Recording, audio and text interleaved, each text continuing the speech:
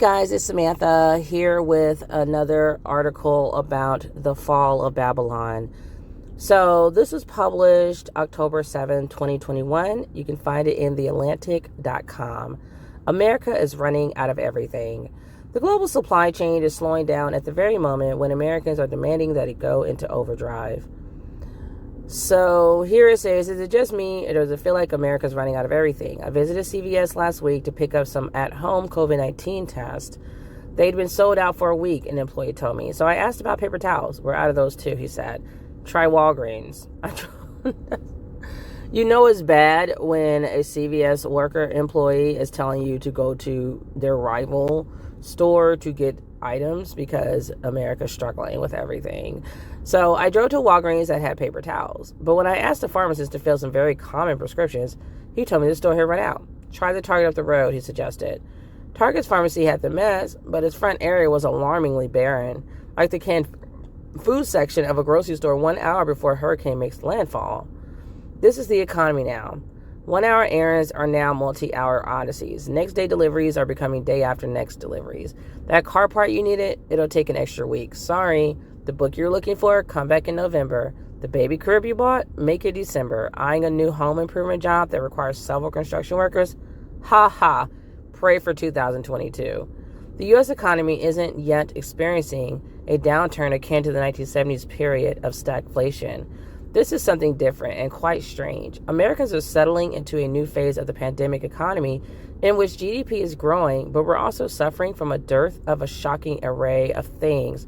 Test kits, car parts, semiconductors, shipping containers, workers. This is the everything shortage.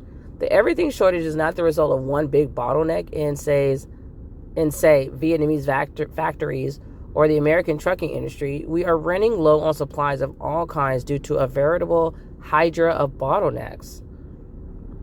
The coronavirus pandemic has snarled global supply chains in several ways. Pandemic checks sent hundreds of billions of dollars to cabin-fevered Americans during a fallow period in the service sector. A lot of that cash has flowed to hard goods, especially home goods such as furniture and home improvement materials. Many of these materials had to be imported from or traveled through East Asia, but that region is dealing with the Delta variant, which has been considerably more deadly than previous iterations of the virus. Delta has caused several shutdowns at semiconductor factories across Asia, just as demand for cars and electronics has started to pick up. As a result, these stops along the supply chain are slowing down at the very moment when Americans are demanding that they work in overdrive. The most dramatic, so it sounds like to me basically as a side note, that basically Americans have the money to spend and we're opening up our economy. We're going back to work. People are required to go back into their offices. But there's nothing there to elicit all this new activity that's occurring within our economy.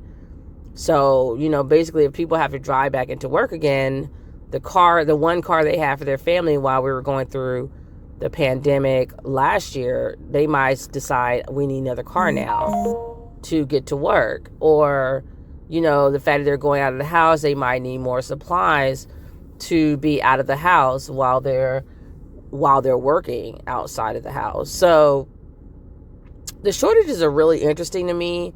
I think a lot of it has to do with labor shortage. Like, I feel like because there are not people really coming into work to work these factory jobs, work these manufacturing jobs, work these, supply chain to get the stuff where it needs to go types of jobs. I think all of that is playing a role. Like, it could either be people just not being satisfied with the type of work anymore because they're getting money from their government, so they're able to be more discerning of what they do for work. Or people just being too sick to go into work, or people have unfortunately died in certain areas, that especially if the Delta variant is like very deadly and killing off a lot of the population. So that's really the only thing that to me can make sense as to why there's so many shortages everywhere. So let me continue reading. So it says the most dramatic expression of this snarl is the purgatory of loaded cargo containers stacked on ships bobbing off the coast of Los Angeles and Long Beach. Just as a normal traffic jam consists of too many drivers trying to use too few lanes, The traffic jam in California ports has been exacerbated by extravagant consumer demand, slamming into a shortage of trucks, truckers, and port workers. And see, that's what I was saying, is like I feel like I don't know why there's a shortage of trucks. I don't know if it's because there's not trucks being delivered, but the truckers and the port workers, basically that falls in line with the shortage of employees that's occurring because people either just aren't coming back to work for whatever reason, or they're quitting their jobs because they're not satisfied with the work that is available for whatever reason. So because ships can't be unloaded, not enough empty containers are in transit to carry all of the stuff that consumers are trying to buy. So the world is getting a lesson in Econ 101. High demand plus limited supply equals prices spiraling to the moon. Before the pandemic, reserving a container that holds roughly 35,000 books cost $2,500. Now it costs $25,000. The container situation, and that's one thing I don't get, is why are the prices skyrocketing? Is it greed? Because it's like, what is so great about this same container now? Is it because there's just such a demand? They feel like, oh, we can raise the prices. Like, I don't know how that's going to help anybody. I guess somebody's winning. I'm pretty sure when it comes to money, somebody's winning somewhere. I just don't see it, but on my end, anyways. So the container situation is even weirder than it looks. With demand surging in the United States, shipping a parcel from Shanghai to Los Angeles is currently 6 times more expensive than shipping one from LA to Shanghai. JP Morgan's Michael Cymbalust, these names are weird as I don't know what, and they talk about black people names. Cymbalust wrote, his name is spelled Cembalest. Make that make sense. So anyways, he wrote that this has created strong incentives for container owners to ship containers to China, even if they are mostly empty, to expedite the packing and shipping of freights in Shanghai to travel east. What? So because it's cheaper, people are shipping almost mostly empty containers to China just because? And it said to expedite the packing and shipping of freights in Shanghai to travel east. I have no clue. I'm sure somebody understands this.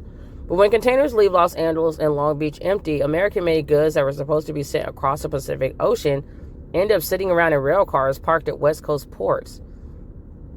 So, I don't know what that means. So, if they're leaving and they're empty, what? Okay, so they said that they're saying that it's cheaper to ship from LA to Shanghai. So, why is it leaving empty? Why would you want stuff sitting around, like goods sitting around still in the country, in America? And if there's goods still sitting around, why is there a shortage in the stores? What are these goods that are sitting around that would be going to China otherwise? So many questions. So they said since the packed rail cars can't unload their goods, why didn't they unload them? Why did they send an empty container to China? They can't go back and collect more stuff from filled warehouses in the American interior. So that means that America should have a whole bunch of stuff, not be emptied, have all the stores emptied out. And what about the truckers who are needed to drive materials between warehouses, ports, stores, and houses? They're dealing with a multi-dimensional shortage too. Supply chain woes have backed up orders for parts such as resin for roof caps and vinyl for seats. But there's also a crucial lack of people to actually drive the rigs, which is actually kind of surprising because I thought people were pretty much the people that drove long driving trucking. I thought they pretty much enjoy their jobs for the most part. You're by yourself. You're kind of like doing your own thing. You make good money. So I'm kind of surprised that there's a shortage of drivers when people I thought were needing jobs. So the Minnesota Trucking Association estimates that the country has a shortage of about 60,000 drivers due to long-time recruitment issues. Oh, gosh. America's really getting its comeuppance. Early retirements and COVID canceled driving school classes. In short, supply chains depend on containers, ports, railroads, warehouses, and trucks. Every stage of this international assembly line is breaking down in its own way. When the global supply chain works, it's like a beautifully invisible system of dominoes clicking forward. Today's omni-shambles is a reminder that dominoes can fall backwards too. And then there's the labor market. In the U.S., job openings have hit record highs in restaurants, hotels, and other leisure and hospitality sectors. But companies are struggling to fill these roles and to keep factories and some other businesses operating at full capacity when Delta infections roll through. You can see these problems from a variety of angles. From workers' perspective, unemployment insurance and several rounds of stimulus have allowed laid-off workers to be picky about jobs, instead of desperately lunging for the first paycheck available. That doesn't sound like such a bad thing, but from many employers' perspective, of course they're going to bitch. Government programs have exacerbated a terrible labor shortage. Staffing up a business has become difficult. Okay, well, pay them more money. The result from consumers' perspective is more of the same everything shortage. Since finding, hiring, and training hundreds of thousands of people in new roles at the same time is hard during a pandemic, we should all expect a bit of slowness across the service sector for a while. A bit more time for that cappuccino, a bit longer of a wait for the appetizer, a bit of confusion at the convenience store when you ask where the nail polish remover is, and the new employee who had to zoom in for a training program needs a moment to remember the aisle numbers. Finally, as if those slowdowns weren't enough, there's the mail. As of this month, the U.S. Postal Service is reducing its use of air transportation to save money. Yikes. The USPS estimates that deliveries outside your local area will likely be delayed by 1 or 2 days. But as we've seen, relying on rail and truck means leaning on systems that are dealing with their own mess. This has not yet added up to a recession, but it portends a massively frustrating holiday shopping period, especially for households with a habit of buying presents at the last minute. I've been doing this for 43 years and never seen it this bad. Isaac Larian, the founder and CEO of the toy maker MGA Entertainment, told Bloomberg, everything that can go wrong is going wrong at the same time. USPS has already announced price hikes for the winter holidays. To avoid paying those surcharges and suffering the Yuletide wrath of disappointed children, the recommended course of action is clear. If you want it by December 25th, start placing those orders soon. Everyone complains when stores start playing carols and advertising holiday sales in October. This year, Christmas creep is your best shopping strategy. Either that or prepare the kids to celebrate Christmas morning sometime in January. How will the everything shortage be resolved? One possibility is that Americans adopt a sustainable, aesthetic, and homespun lifestyle that reduces our dependency on goods that activate the global supply chain. If you can seriously envision such a world, I envy your gift of imagination. The best solution to the everything shortage is to have a policy to make more of just about everything. Containers, which carry more than 90% of the world's traded goods, are overwhelmingly manufactured in China. Why doesn't America make more stuff? Why doesn't America make more stuff? Why isn't America manufacturing anything besides being cheap, greedy bastards? That's where all the jobs are. They are in China. They're everywhere else but America. And that's why we're sitting here waiting for every damn thing under the sun, because we make nothing. But we're supposed to be this global power. To me, to be considered a global power, you might want to be making things and actually pushing things out instead of just bringing things in. That's power. So car parts, semiconductors, and I don't know how to say that word, semiconductors or semiconductors and home goods have been offshored, making the U.S. sorely reliant on overseas factories. Why can't America make more? At home, COVID-19 tests, which could illuminate household infections and prevent community spread, were only just authorized by the FDA almost 2 years into this pandemic. Why hasn't America made more?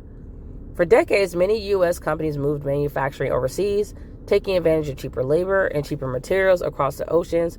In normal times, America benefits from global trade, and the price of offshoring is borne by the unlucky few in deindustrialized regions. But the pandemic and the supply chain breakdowns are a reminder that the decline of manufacturing can be felt more broadly during a crisis when we run out of, well, damn near everything. That's why Joe Biden's Build Back Better plan includes billions of dollars to reshore manufacturing, invest in basic research, and beef up domestic supply chains. Our dearth of manufactured parts and containers is part of a broader crisis of manufactured scarcity in America. A protectionist and anti-growth instinct runs through government, yielding not only a flat-footed CDC and a tardy FDA, but also sharp restrictions on housing, construction, immigration, and the licensing of new professionals and tradespeople. Focusing on the redistribution of income and goods is natural for today's progressives, who tend to emphasize the virtue of equality. So I feel like our government is always not only behind, but they're always focusing on the wrong things. They're always focusing on like the band-aid to fix a problem. I just don't know why America can't get smarter and do the right things, and then we will be a lot stronger of a country. So focusing on the redistribution of income and goods is natural for today's progressives who tend to emphasize the virtue of equality. One lesson of the everything shortage is you cannot redistribute what isn't created in the first place. The best equality agenda begins with an abundance agenda. Today's crisis is an opportunity to emphasize a new philosophy of what the New York Times' Ezra Klein calls supply-side progressivism, which sees value in this across-the-board abundance. This approach might start by prioritizing policies that reduce the cost of housing and healthcare and reshoring the production of materials that we deem essential to national security during a pandemic or an unrelated supply chain calamity. Decades from now, we might look at the legacy of the pandemic and see that it took a global crisis of choke points to teach us that real progress begins by removing the choke points at home. That was well written. So, yeah, what do you guys think about that? So we basically have the everything shortage happening because America is essentially a hot mess. I mean, there's really no other way to put it. Because we don't create anything in America, that gives us less jobs, that gives us less supplies.